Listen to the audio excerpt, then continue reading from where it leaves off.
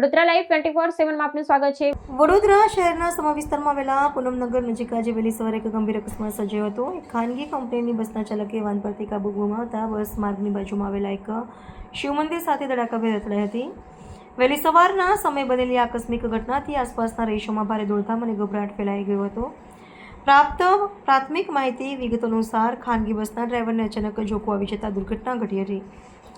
બેકાબુ બસ સીધી જ શિવ મંદિરના પરિસરમાં ઘૂસી ગઈ હતી અને મંદિરના શેડ સાથે ટકરાઈ હતી, જેના પરિણામે સમગ્ર શેડ તૂટીને નીચે ખાબક્યો હતો। અકસ્માત સમયે મંદિરમાં કેટલાક શ્રદ્ધાળુઓ પૂજા અર્ચના કરી રહ્યા હતા, જેથી પરિસ્થિતિ વધુ ગંભીર બની શકી હોત।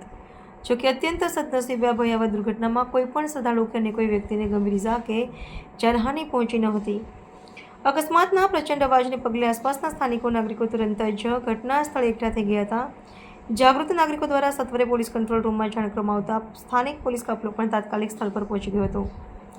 પોલીસે બસનો કબજો મેળવી ચાલક વિરુદ્ધ બેદરકારીપૂર્વક વાહન હંકારવા અંગેનો વધુ ગુનો નોંધીને કાયદેસર તપાસ શરૂ કરી છે।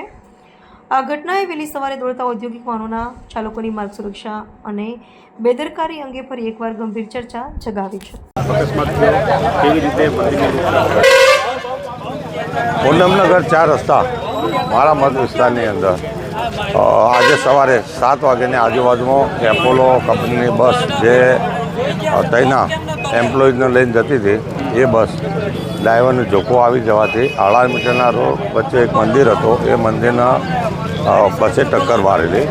તો આજે લોકો ભેગા થયા ને પોલીસને અત્યારે હાલ જ જાણ કરેલી છે ને બસના માલિક બી આવે છે ને ડ્રાઈવરને એવું કહેવું છે કે મને રાત્રે ઝોકો આવી ગયો સવારે વહેલા, એટલા માટે એને ગાડી ઠોકી છે। આના મંદિરમાં એક બેન પૂજા કરતા હતા, પણ ભગવાનની મહેરબાની કે એ બચી ગયા, કારણ શેર છે એ દિવાલ ઉપર ટકી ગયો એના લીધે।